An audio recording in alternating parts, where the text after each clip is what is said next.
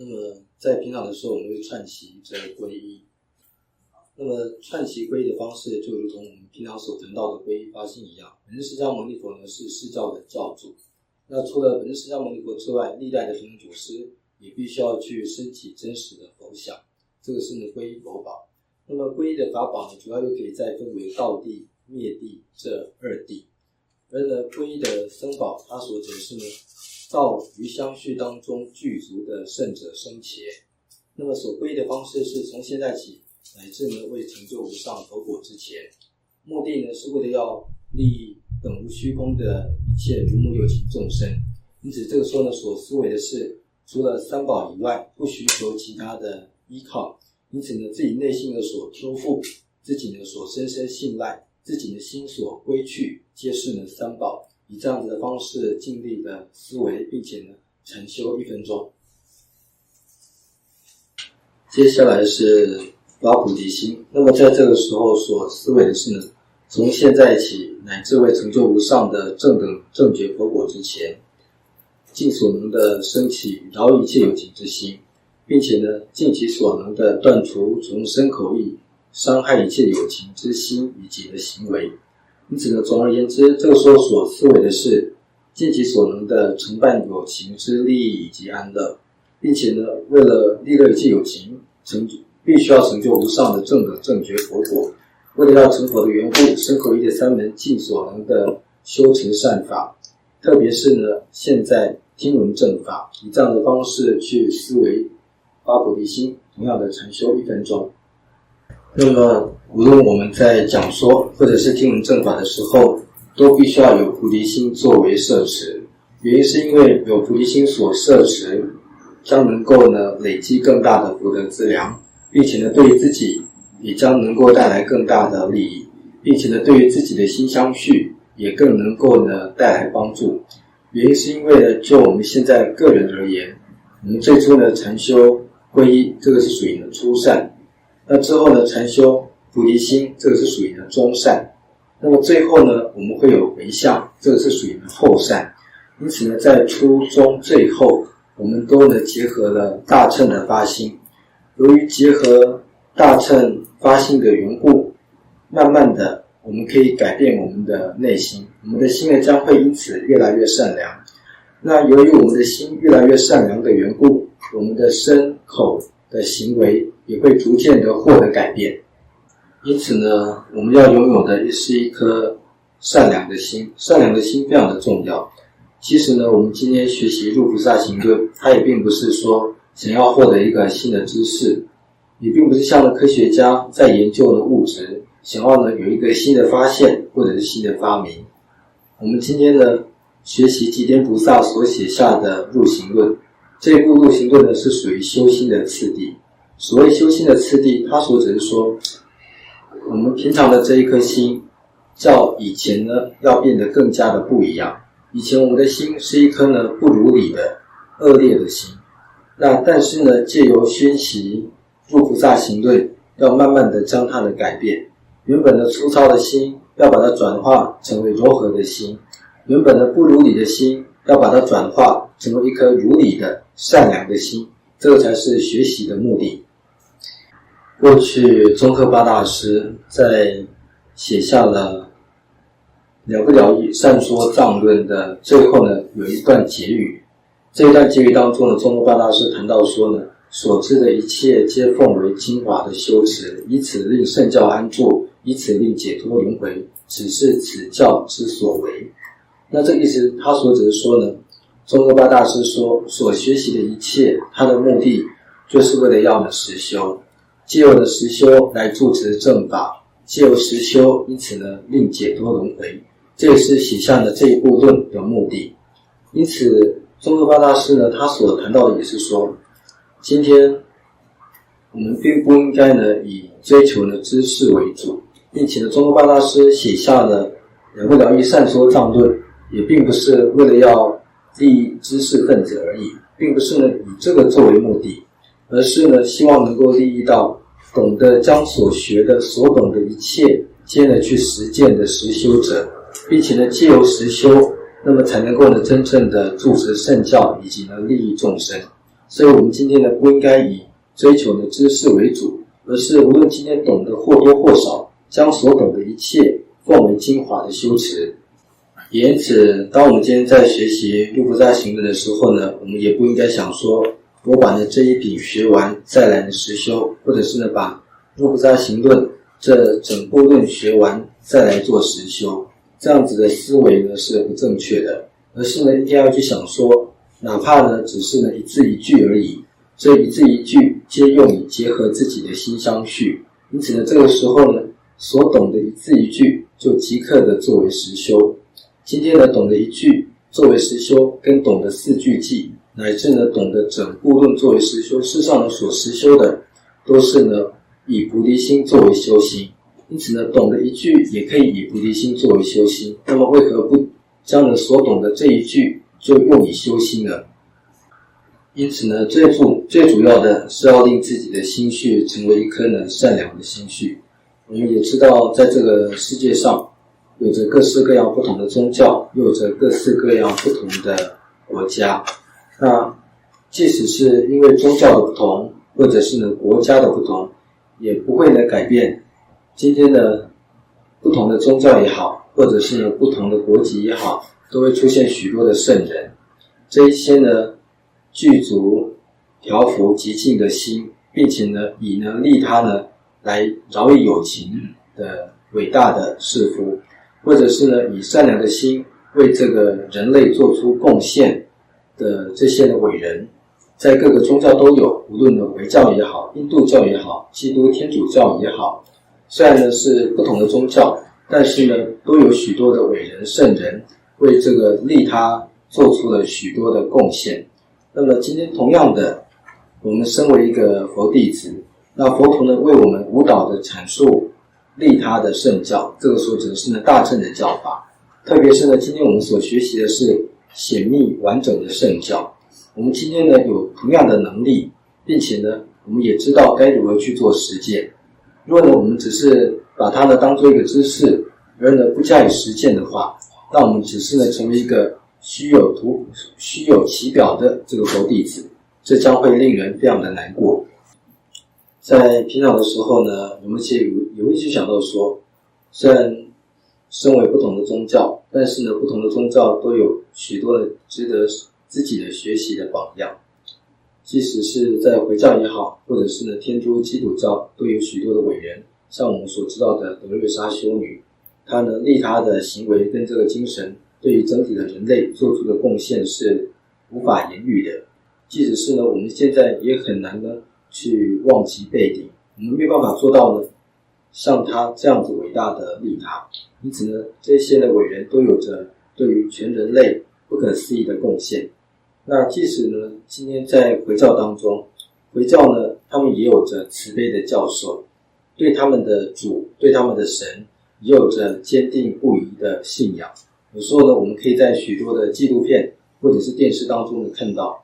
当呢这些回教徒他们向他们的神或者是主呢在祈祷的时候，那么我们会看到他们的双眼呢流出了泪水，那并且呢汗毛直竖。其实这个景象就是我们大乘教法当中所谈到的，例如释量论当中有谈到的所谓的真实的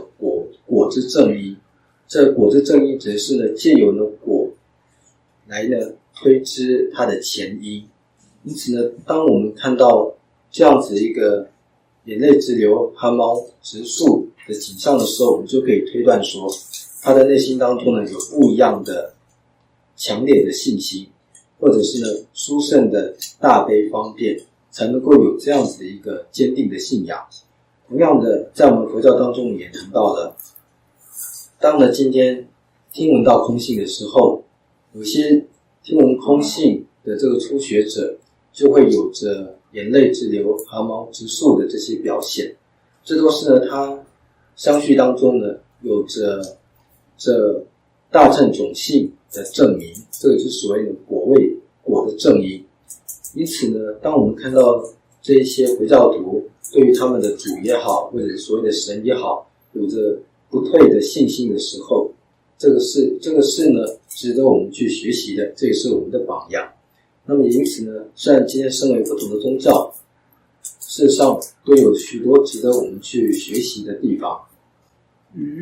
那你过一发现就忘记了。这样的，你看，我忘，对不起，你先接一下。你看，看着，准备这样子改革中送上去，准备准备中文就好了。居家书吧，释迦佛赞。我们刚刚也谈到了一颗善良的心呢是非常重要的，那并且呢一颗善良的心也的确可以给我们带来很大的帮助。那我们这里想到一个故事，那这个故事呢也希望能够给各位带来一些不同的感觉。那这个是指呢过去在非洲，那这个时候的非洲正闹着饥荒，那有一位呢非常有名的摄影师，他来到了这个地方。那这个时候他即将要离开了，那这个时候呢他看到地上呢躺着一个受到饥渴所苦的一个小孩子，那这个小孩子呢已经瘦到了皮包骨了，完全的没有力气呢可以再往前的走一步，倒在了地上。那这个时候呢这小孩子的旁边呢站着一只秃鹰，那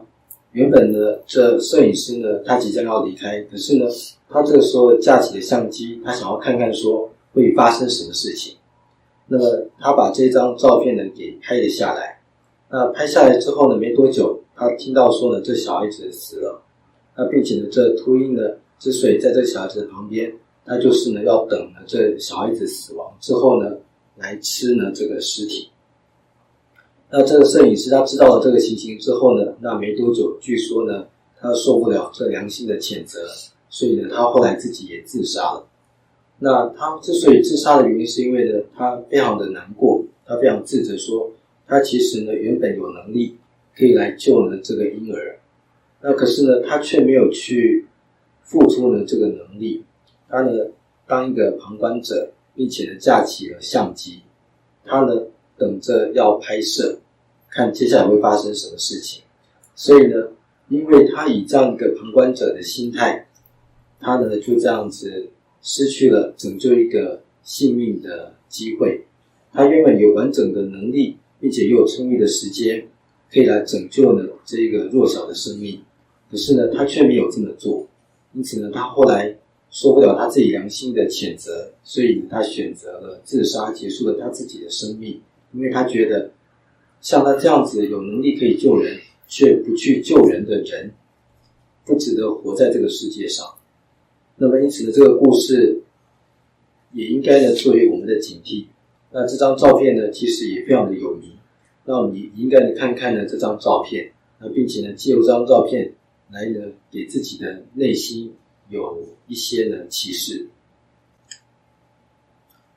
虽然这位摄影师他后来自杀了，那可是呢从这当中我们也可以看到呢他的良知，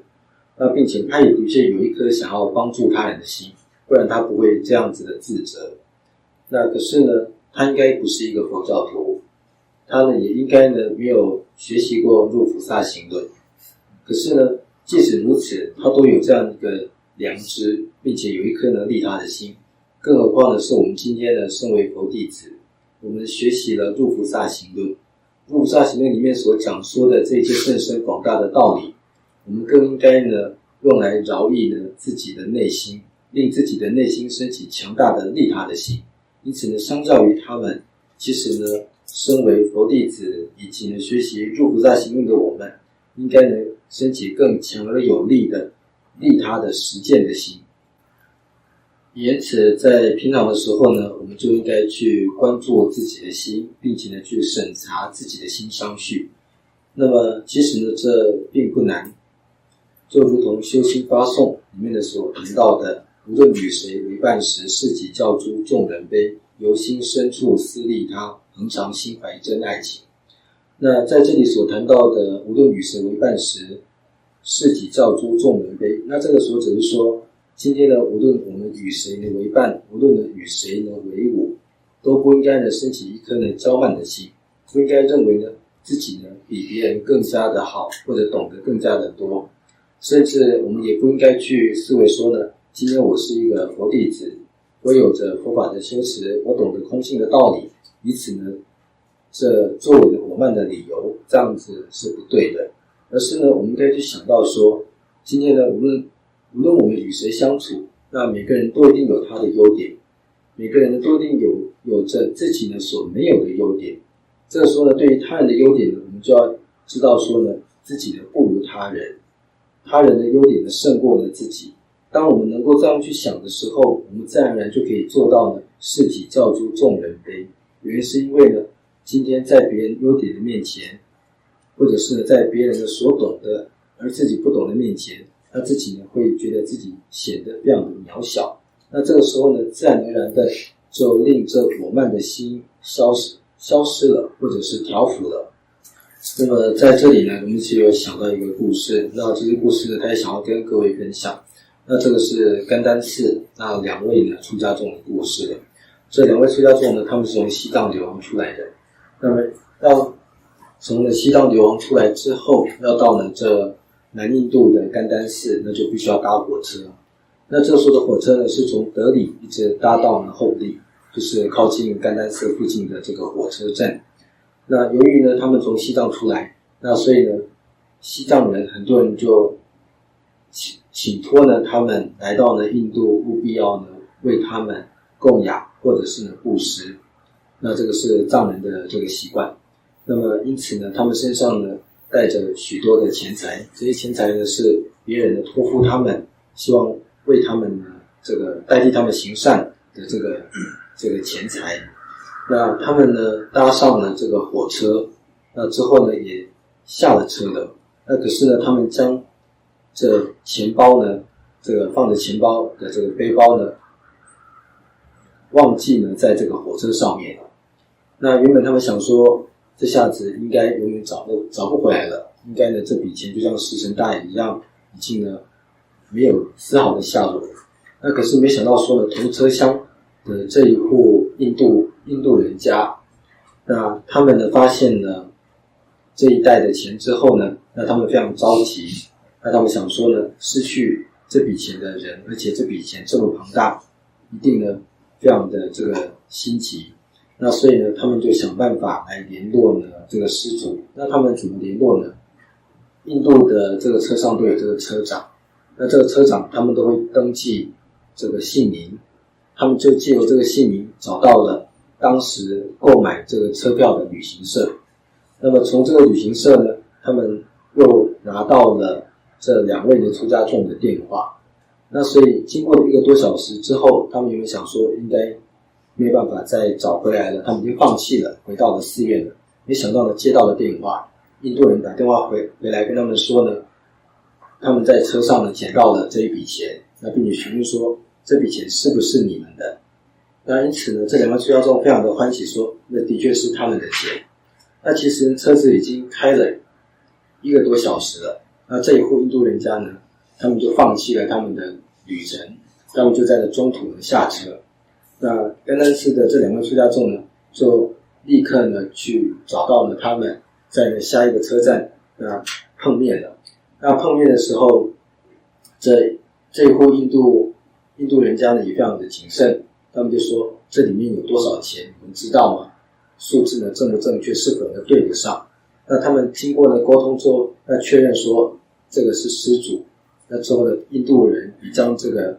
钱呢完整的归还给这两位的出家众。那这两位出家众呢，对于这一笔失而复得的钱财非常的开心。他们也想说呢，这印度的人家呢也不是什么有钱人，他们放弃了他们的旅途，至少要给人家补偿。因此他就希望说他们提供呢剩余的这个火车票，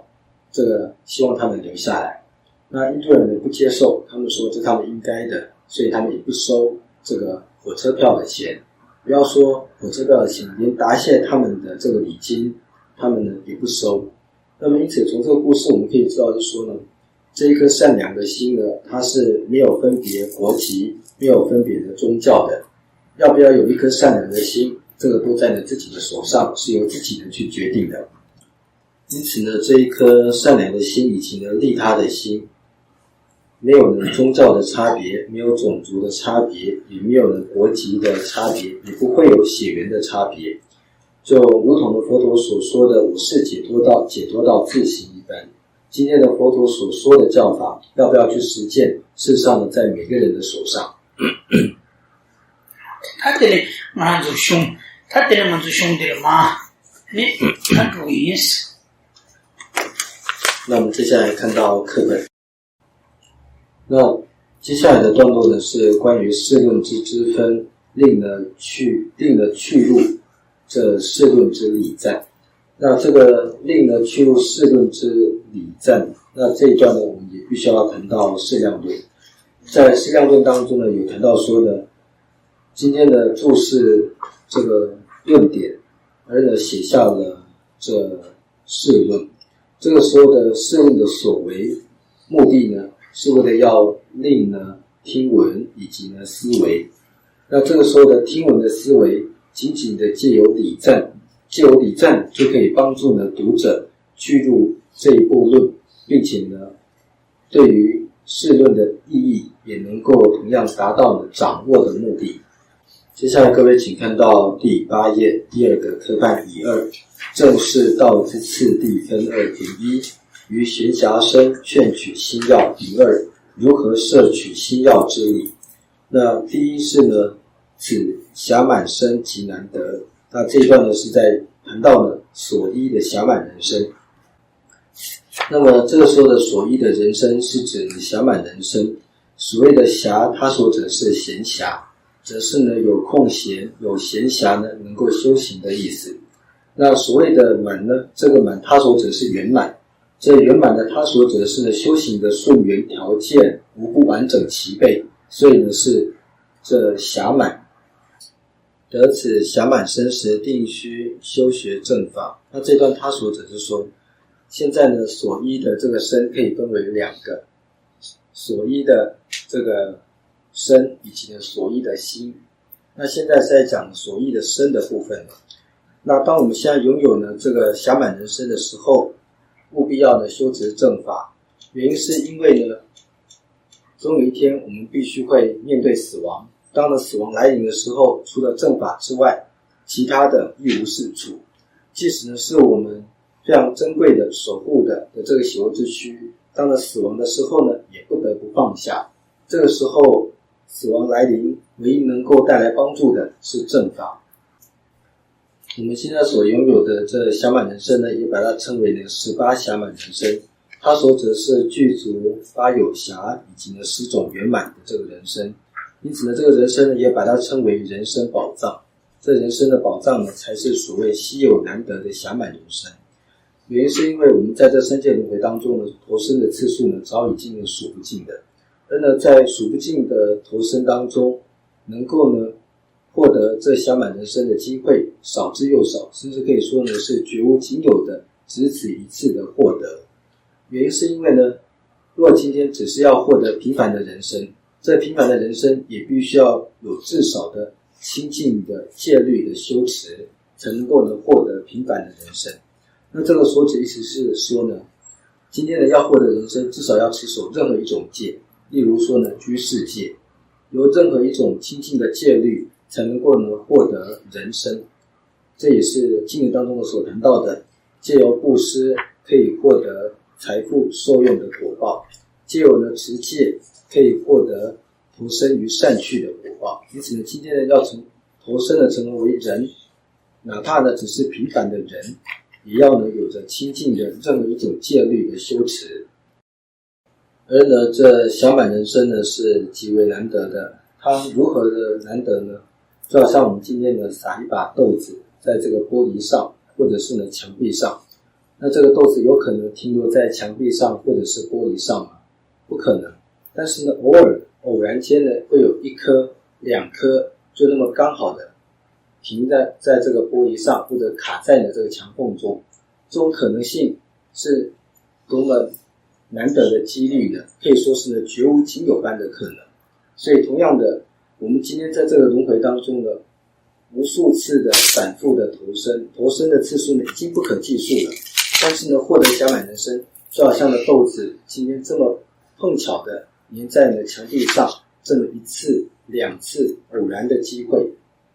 因此呢，哪怕是今天要获得这人生，也必须要有着至少一戒的这个清净的修持。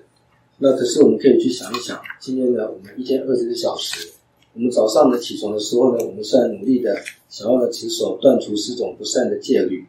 那可是来到下午的时候呢，如果升起了强烈的嗔心，或者是呢我们今天下午生气了，那早上呢努力的修持就完全的白费了。所以呢，今天清净的戒律并没有那么的容易。那或许呢，我们有许多类似的经验，我们会想到说呢，我去年去了印度，并且呢，我努力的朝圣，在这朝圣的过程当中呢，我也经历的断恶行善，无论呢供养，或者是呢布施，或者是呢顶礼，我都尽力的去修持了，并且呢，也可能想说，这应该呢足够我来生呢获得人生，作为呢获得人生的因。可是呢，我们还要再想一想，那来到今年的时候呢，那我们今年呢，可能因为发生了一些事情，我们就升起了强烈的嗔心。那这时候的强烈嗔心，将我们的这去年所累积的善根给破坏掉了。这时候的善根还能够剩下多少呢？我们要想一想，吉天菩萨在入行论的第6品当中呢，谈到了千劫所具善，刹那嗔心坏。因此呢，千劫所累积的善根，一刹那之间的嗔心就可以破坏了。那么既然如此，我们又该怎么办呢？就像我们刚刚呢所串习的一般，最初的初善、皈依发心，以及呢最后回向。那在早上的时候呢2分钟，那么在中午的时候呢2分钟，睡前呢又再了2分钟，我们可以这样的方式来努力的修持。今天无论是嗔心或者是呢烦恼，它对治的方法呢主要呢有2种。那第一种呢是借由菩提心、慈悲的心来升起对治。那这种对治的方式呢，并不能够成为直接的对治，这种是属于间接的对治。那么能够成为这嗔心以及呢烦恼直接对治的，则是呢空性以及呢四圣谛的16形象，这些呢才是直接的对治。那么对于呢这种直接的对治，空性，我们就必须要尽其所能的去了解空性的道理、空性的逻辑。那这个就必须要深入呢阐述般若空性的大经大论当中。那或许对我们而言，我们现在没有这样的机会可以去深入呢研读空性的大经大论。那么既然如此，在平常的时候，我们就必须要呢尽其所能的来串习这菩提心以及呢慈心、悲心。虽然没有办法直接的作为对治，但是呢可以间接的作为对治。那么这个时候的菩提心、慈悲心又如何作为嗔心的对治呢？那这个时候，当我们呢下午要呢对某人生气，或者是下午呢要去责备别人，或者是升起呢想要去伤害别人的这个心的时候，就必须要呢去警惕自己说，自己呢在早上的时候修持皈依跟发菩提心，在发心的时候呢所思维的是无论如何不去呢伤害任何有情，并且呢无论如何尽所能的保持身口意的善行，并且呢尽其所能的去利益他人。那这时候如果呢对他人生气了，升起了贪嗔了，这个即是呢违背了自己早上修持并且呢所做的发心的誓愿，以这样的方式来呢转化自己内心当中的嗔心。而或殊胜小满更需以境界为根基，布施等为助伴，无垢净愿作为结合，然修彼等极难得故。那这个时候只是说呢，要获得这小满人生清净的戒律，就如同了大地一般。那么今天呢，要获得这清净的戒律，它并不是只说呢要去守护别解脱戒当中的比丘戒、沙弥戒，并不是指这个意思，而是指呢要去守护呢断除10种不善的这个戒律，就是修持呢10善业。那这个是基础。那么还要有着布施等的修持作为结合，作为助伴。那所谓的布施等，这布施的等呢，这等当中事实上他所讲的是完整的6波罗蜜多。那当我们谈到所谓布施的时候呢，布施它并不是指说呢一定要有着外在的财物的施舍，并不是。所谓的布施呢，它所指的是呢愿舍能舍之心，这个是所谓的布施。因此呢，最简单的，它所指的说，当我们今天看到别人在布施的时候，或者看到别人在供养的时候呢，我们应该升起一颗呢随喜的心，为他的善行感到欢喜。那这个时候呢，我们也就是呢同样的在修持布施了。那因此呢，其他的波罗蜜多呢，也如是般的可以用这随喜来加以修持。那么所谓清净的善愿，那我们每天早上的禅修这出离心、菩提心等等，这个都可以作为呢这清净的善愿。那么清净的善愿，它所指的也是呢大乘的善愿，要时时刻刻的这发呢大乘的善愿，以此呢作为这配合，那么才有办法呢获得暇满人生。因此呢，这暇满人生的获得并不容易。我们可以想一想，我们每一天早上呢，虽然都会努力的想要行善，可是呢，事实上我们在每一天当中呢，都是一边行善，又一边的行持呢不善。因此呢，所谓清净的戒律作为基础，这就非常的困难了。那么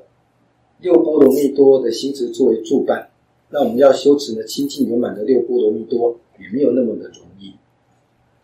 而呢，这清净的善愿呢，显然呢也并不那么的容易。我们总是会发现许多颠倒的愿，那么也因此这三个条件都要具足，才能够呢获得暇满人生。而呢这三个条件都要具足的情况，事实上呢少之又少。因此呢，这暇满人生呢可以说是非常稀少，并且非常难得的。接下来是思维暇满义大者，既得能成世夫义，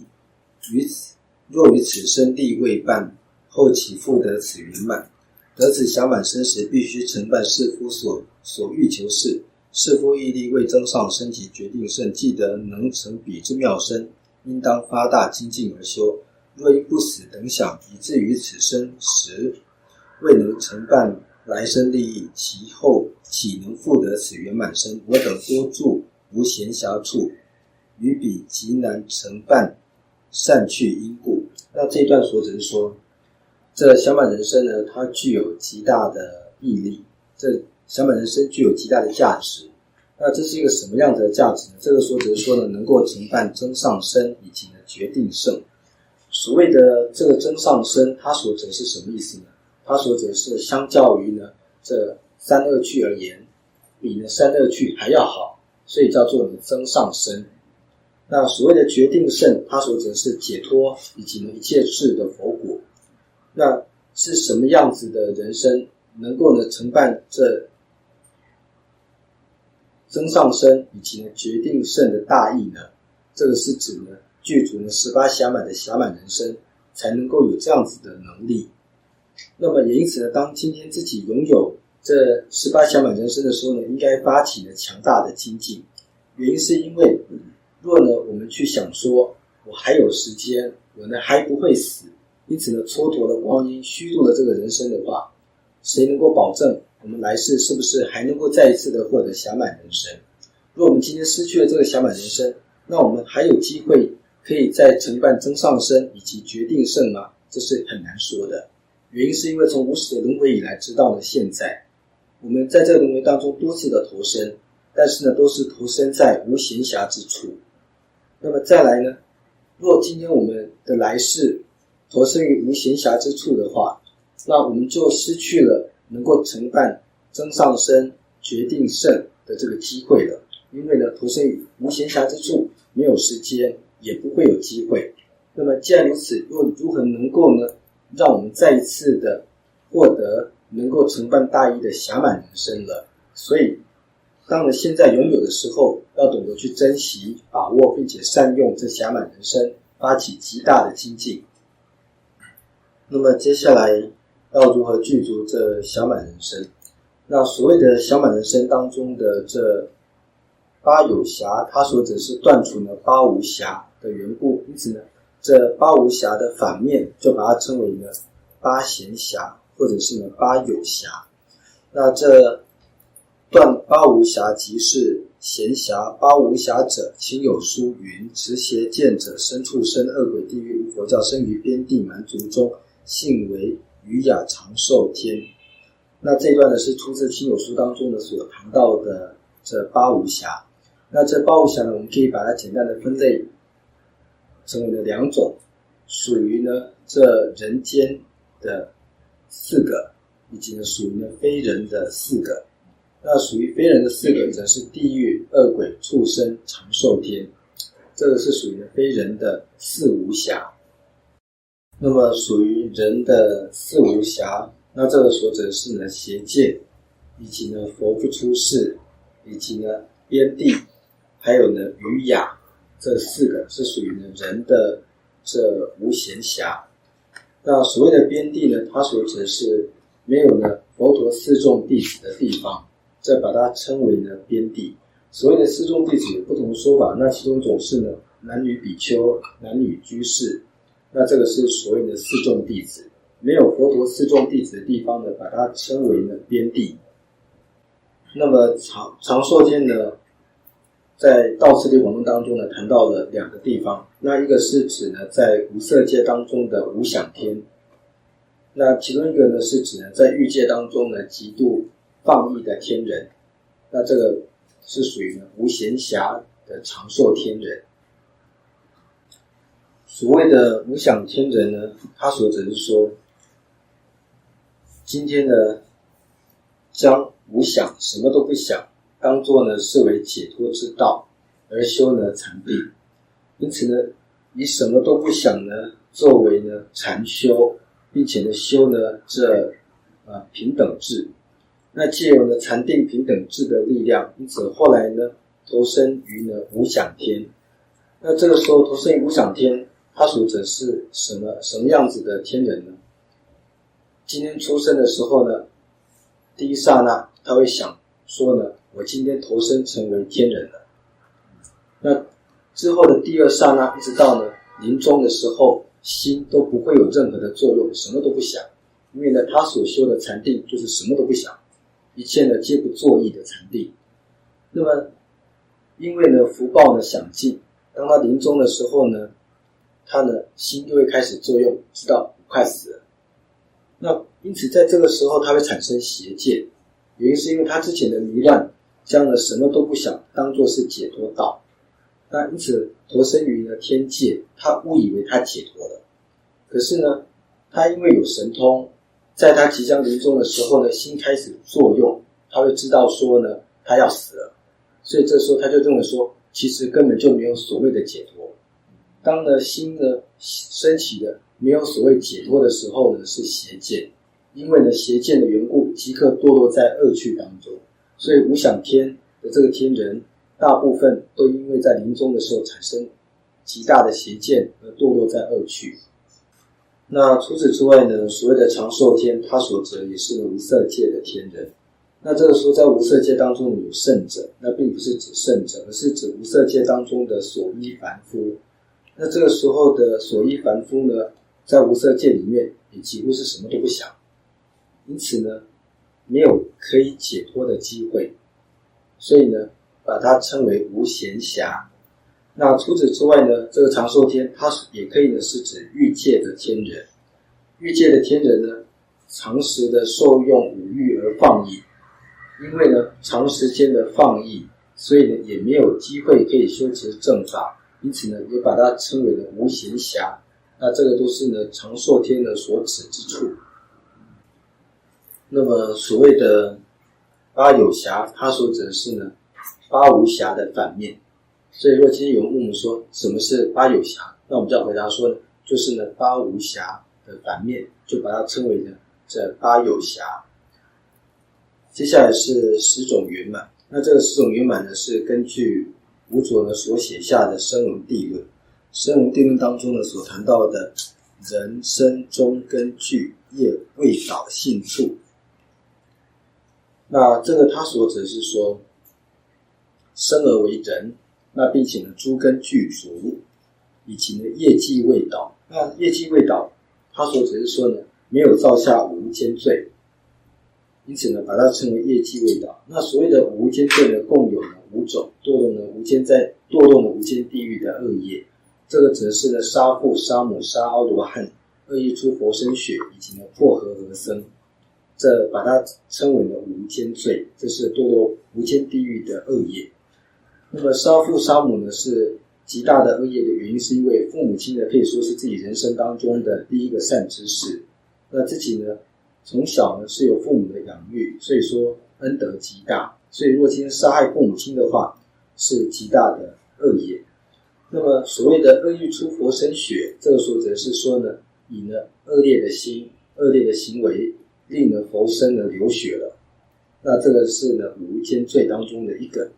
那么破和合僧，他所则说呢挑拨离间，令呢僧团不和睦，分离僧团，这个是所谓的破和合僧。那么所谓的无间罪，这个无间呢，他所指什么意思呢？他所指说呢，一旦你造下了这个恶业之后，一手果报的产生之间，不被呢其他的因素呢给改变，必须要直接的感受到呢这个业的业报，那所以把它叫做呢无间。这无间则是不会呢等待，不会有这个中间其他的意外。那我们举个例子好了，今天呢我们的相续当中可能造下了投生为人的业，也可能造下呢这投生为呢畜生道的业。那这时候呢我们有两个能引业，一个呢引导我们至人道，一个引导我们至畜生道。那这两个业呢谁会呢决定？谁都没有办法决定，谁都没有办法决定说我今天造下了人的业，就决定来世绝对会堕落在这个畜生道或者是人道当中。为什么呢？因为当我们临终的时候，我们的世当中有许多的习气，哪一个习气的力量觉醒，会被这个习气呢所导致，被这个习气影响而呢投生。所以虽然我造下了投生为人的能引业，以及呢畜生道投生的能引业，但是可能被其他的习气觉醒呢给改变，投生到别的地方去，所以造成了间断。那么无间罪不会这个样子，无间罪它所指是说呢，一旦造下这个恶业了，这一手果报成熟之间，就是堕落在了无间地狱之间，不会被任何其他的业的所影响，不会被间断，是直接掉下去的。那么也因此呢，我们今天造下了各式各样的善业不善业，那能够呢影响我们来世投生的是我们临终的时候的起心动念。我们在临终的时候呢，如果升起善念的话，那这个善念会引导我们投生于善趣。那如果我们在临终的时候呢，升起了强烈的烦恼，这是属于不善念，那将会牵引我们堕落于恶趣当中。那么在临终的时候，我们该如何的升起善念呢？这个是在于我们日常的串习。我们在日常的时候呢，不断的串习善念的缘故，我们在临终的时候，善念就可以轻易的升起。因此呢，对于许多临终的这个亡者，那我们要帮助他升起善念，那我们可以呢为他呢讲说这上师的名号，或者令他呢看到呢上师或三宝的法照，或者是播放呢上师的教授。这个时候呢，临终者虽然呢外习呢已经间断，但是呢内习尚存的这个过程当中，借由呢听闻，或者是呢这三宝的所依，在他身边的缘故，都可以呢帮助他呢升起往昔所串习的善念。那么因此这样的善念就能够呢帮助他来生投生于善趣当中。那么下一个是呢要处起性，这边翻作呢性处。所谓要处起性，这个要处它所指的是呢于律产生的这个信心。那可是在这里的律呢，它并不是讲我们这个律皮奈也，并不是，而是指呢三藏，对于三藏的佛陀教法产生的信心，这把它称为要处起性。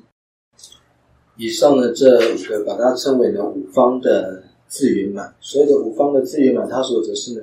要有了自己所承办自己相续当中呢必须要具备的顺缘条件，所以把它称为了五方的自圆满。那接下来的五个呢，把它称为了五方的这他圆满。这个说者是说呢，佛降说正法，教助随教转，有他悲悯者。那这个说者是说呢，有佛出世。那么有佛出世有两种说法，一种是比较宽松的说法，一个是比较严谨的说法。比较宽松的说法，它所指的是呢，有佛或者是呢菩萨的化身在呢世间就可以。那么比较严谨的说法是说，一定要有呢佛或者是呢菩萨真实的住世，这是比较严谨的说法。那么佛转法轮，它所指的是不只是只有佛出世而已，并且呢佛呢还转动了法轮，有了说法。那教助只是说呢，不只是呢佛呢出世，佛呢说法之外，教法呢依然住世。那佛陀的教法呢可以分为两个部分，教法跟正法。教法它所指的是呢经律论的三藏，那正法则是戒定慧的三学，这个是属于呢教法的住世。那么随教转则是随行这圣教，所以随行圣教只是说呢，还有人呢在修行佛教，还有人呢在传播佛教，这个是呢随行圣教。由他悲悯，这个所指的是呢，还有善知识愿意呢随喜摄受自己，有他的善知识随喜摄受，那这个是最后一个。那以上是呢这五方的他圆满。那么以上呢是八有暇以及呢十圆满。那这八有暇及十圆满的每一个我们都要去思维，并且呢去观察自己的这个人生是否呢是具足呢18暇满的暇满人生。那认出呢自己的这个人生是具足18暇满的暇满人生之后呢，那我们就要去知道说自己呢现在所拥有的这暇满人生呢是稀有并且难得的。如果呢现在不用于努力修行的话，下一次是否还能够再获得这暇满人生呢？因此了解到说呢，如果呢虚度了这暇满人生，这暇满人生稀有难得，下次呢不可能再获得。所以呢申请努力修持正法，截取呢这暇满大义精华之心。那以上呢所谈到的是大乘发心之所依暇满人生。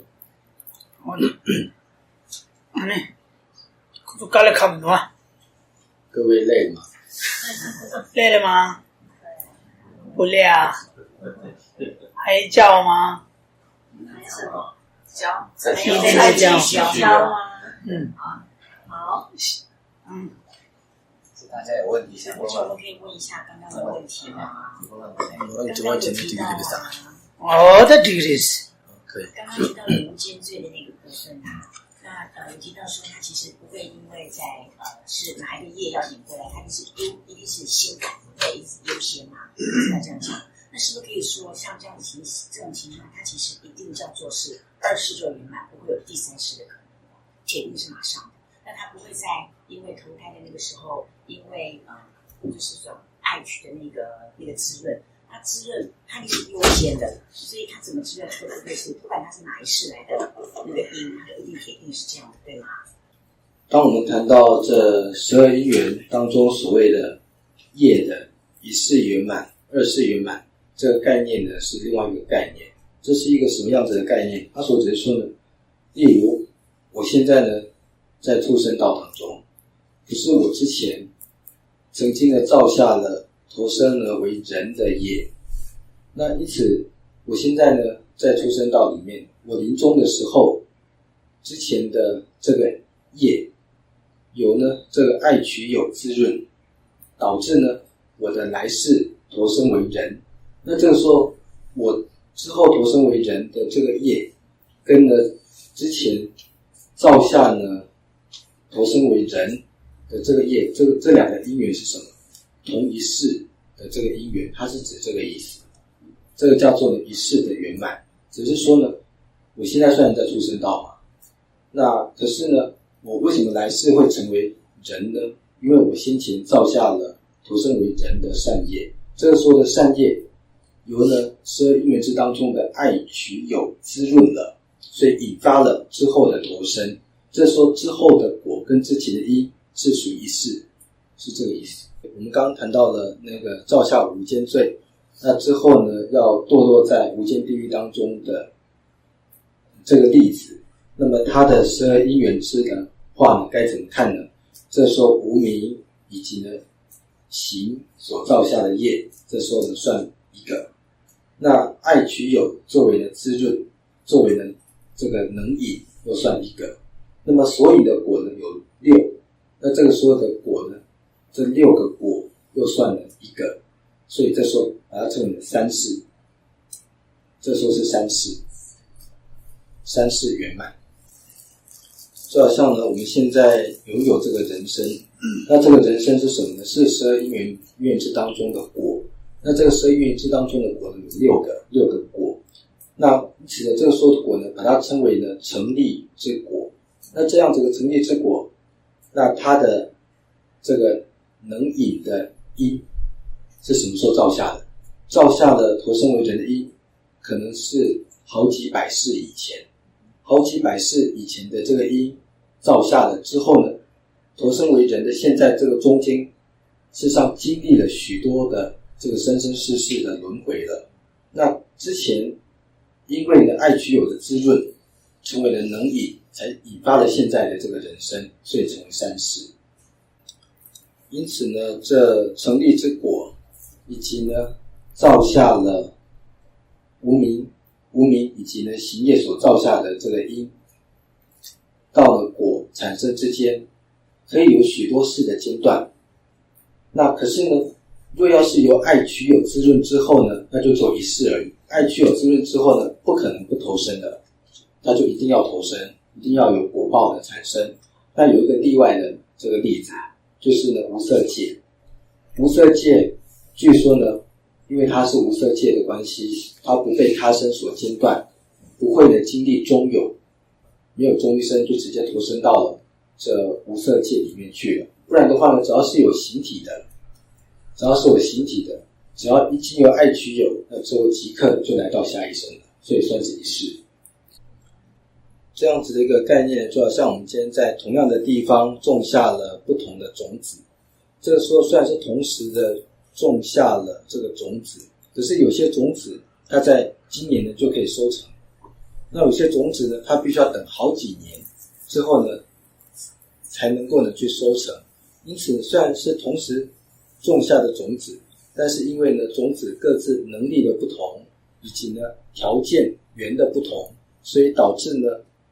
不同的时机而开花结果，就像这个样子。这个也可以举例说呢，今天呢有人当着我们的面就直接说了你这个乞丐，这时我们就会立刻生气了。那可是呢又有另外一种情况是什么呢？今天呢表面上好像是在赞美你，说你各方面都非常好，可是就是哪里怎么样，刚开始听起来很舒服，我都很好，可是回到家里之后想一想，好像不太对。他刚刚好像呢表面上是在赞美我，暗地里他是在损我，这时候才开始生气。那因此这个时候呢跟之前的情况不一样，一个是马上生气，一个是之后才知道要生气，就像这个样子。那假如我造了无间罪，那我临终之前我没有我只要一心好好的念佛，然后那个时候也没有什么爱取到那个我今世造的无间罪的种子啊，那我还会到地狱去吗？对，我好好的念佛，这很难啦，因为这是无间罪。无间罪呢，其实你光是靠念阿弥陀佛可能没有办法去净化它。那在佛经当中有谈到说，无间罪的恶业该如何净化呢？据说呢是菩提心。在入菩萨行论当中也是这么说的，极大呢之重罪，一刹那间能够销毁，这个是呢菩提心的功德。因此呢，除非你今天修持菩提心，并且是真实不造作的菩提心，才有可能净化这无间罪。不然的话，你仅仅的念咒，或者是呢持诵名号佛名，是很难改变堕落于呢无间地狱的这个结果。那么关于无间罪当中呢，经论有谈到一个疑难。那这个疑难他所指是说，不同的因有可能在同时呢承办这个果嘛。那这个时候举个例子是说，今天呢我杀害了父亲，那这个是一个无间罪。那我如果又再杀了我的母亲呢，那这是2个无间罪。那每一个因都有各自的无间罪，所以这是有2个无间罪。那可是无间罪谈到呢不被他生所间断，即刻要堕入于无间地狱啊。那这个时候不同的2个因怎么可能同时间堕落于无间地狱当中呢？要有先后的差别嘛。那可是2个都是无间罪啊，都不被他生间断，要堕落在无间地狱当中啊，那是怎么一回事呢？这个是经验里面所谈到的无间罪的疑难点。所以要请教子明姐刚刚的之前那个解释的法他的那个问题，其实我们可以说，因为我们在讲业果的道理的时候，其实他刚刚的那个问题其实是我们讲的重嘛，因为它重一定是优先嘛，那重静跟串息，所以我们可不可以说，在临终前的这个所谓的爱曲，它其实就是在串息的那一段，所以它怎么样串息都没有那个重来的严重嘛，所以它那个重是一定要优先，那是第一个。那刚刚仁波切讲的第二个问题啊。那如果是这样子的话，没有变啊，它一定还是因为它不可取代嘛，所以一定要下去嘛。它只要在上面时间很长，它是2倍的时间，这样可以吗？它有出头的日子，一定要是2倍的时间。那师姐所谈到的第一个回答呢，的确就是这个样子，业轻重的问题。所以呢，仅仅的念几句阿弥陀佛没办法改变会堕落于这个无间地狱的事实。那至于第二个这个情况呢，那这个是不太可能的。为什么呢？如果呢杀父杀母的无间罪，那同时的堕落在无间地狱当中，只是呢受报的时间呢比较长，是2倍的时间的话，会有一个问题。今天我们只要造下了这个因，这个因呢都会有相应的这个果产生。因此呢，这个时候若呢是时间延长，同一个这个异熟生的话，会有一个问题，2颗种子有办法出生同一个果实吗？不行，一个种子只能够有各自的果实嘛。那所以呢，若今天呢造下了杀父杀母的2个因，那以呢一个异熟生堕落呢在恶趣当中，只是时间延长的话呢，那就有一个逻辑上的问题了。若是这样子的话，我们今天呢投生于善趣，是因为我们造下了投生于善趣的这个因嘛，那这个因就不会决定说一定会有个承受善因的异熟生，因为呢这个善因一定是异熟生来承受的那这是我们要去思考的。如果刚刚的这个情况可以成立的话呢，那我们就必须要去成立一个情况，就是说我之前连续2次造下了投生为人的2个善业，这时候2个善业呢合而为一，成为我现在的这个人生，一个人生。因此我这一个人生呢承担了我2次善因的果，所以我又长寿又美丽，活得比别人更久。哎呀，他跟你其实你先说跟你得下里面看这个。那么时间到了，我们今天就上到这里。那接下来回向善根的部分呢，我们来禅修，将呢今天讲说听闻佛法的善根，从了过去呢、现在、未来所造下的一切善根，乃至呢过去呢行持布施等6波罗蜜多的善根，过去呢已造下的，现在呢正在累积的，未来即将要造下的这3世的善根，回向呢愿历代的传承祖师或者是自己的上师深受坚固，以及呢这正法呢永驻，并且呢愿这个善根成为一切有情利益安乐之因，特别是呢成为一切有情成就无上佛果之因。那么接下来问问各位，当各位在禅修的时候，内心有什么样子的感觉？学给早上2个，等你晚上1个，每天都可以吗？你这样子几个人？平常各位都有在做吗？早上有，晚上有，会忘记。晚上会忘记。已经切我的大事。一定要做。那么为什么一定要做呢？原因是因为我们今天这个教授，虽然呢根据课本为各位呢教授，这是一个责任，但是另外一个责任是说呢，借由这个教授，让各位的心成为一颗善良的心，那并且呢借由这个善良的心，让我们的人生呢充满快乐，这个是令人生的快乐成为善良的一颗心的方法。所以无论如何务必要禅修。虽然了解《入菩萨行论》的内容里面的一字一句都非常的重要，那但是呢更重要的是借由这内容呢去实践，因此呢借由实修改变了自己的内心，这个才是仁波切呢他觉得最在乎的，他最想要得到的礼物。仁波切他的期望是说呢，借由这个教授，借由呢各位不断的串习，不断的去禅修，因此呢改变我们自己的心，哪怕呢只是一点一滴的改变，只要有这样一点一滴的改变，都可以证明说呢我们的心跟以前不一样了，我们的心的较以前更加的善良了。我们努力了这好几百年，那最主要的就想要获得这样子一个成果。过去吉天菩萨呢受持佛陀的教法，那并且成就了无上的佛果，那所写下的就是这一部入菩萨行论。达赖喇嘛呢在这个世界上是大家呢公认的伟人，他呢之所以成为一个伟人，并不是因为呢他是一个人，也并不是因为呢他是一个佛教徒，也并不是因为呢他是一个上师，而是因为呢他的内心当中呢有无比的慈悲心。这一颗无比的慈悲心对于这个世界产生了极大的影响，这一颗心呢也改变了许多的人，所以才能够成为伟人。就像呢德瑞莎修女一样，她之所以伟大，是因为呢她的慈悲而伟大。我们的心只要呢愿意去改变，愿意去实践，我们都可以呢改变我们这颗心。我们已经知道呢这个心可以改变，但是却不去努力的话，这个是我们自己的过失，也是我们自己的损失。如果今天呢在座的诸位都能够成为有一颗善良的心的好人，那这个时候呢这颗善良的心可以给我们的家人带来帮助。因此呢我们这颗善良的心影响了我们的家人，所以我们的这个家人呢都会成为一个好的家庭。那这个时候这个好的家庭又可以再影响了其他的家庭，因此一个家庭它可以影响了一个乡里，那一个乡里呢它又可以再影响了其他的乡里，最后呢影响了整座的城市。那么一个城市呢又能够影响其他的城市，因此呢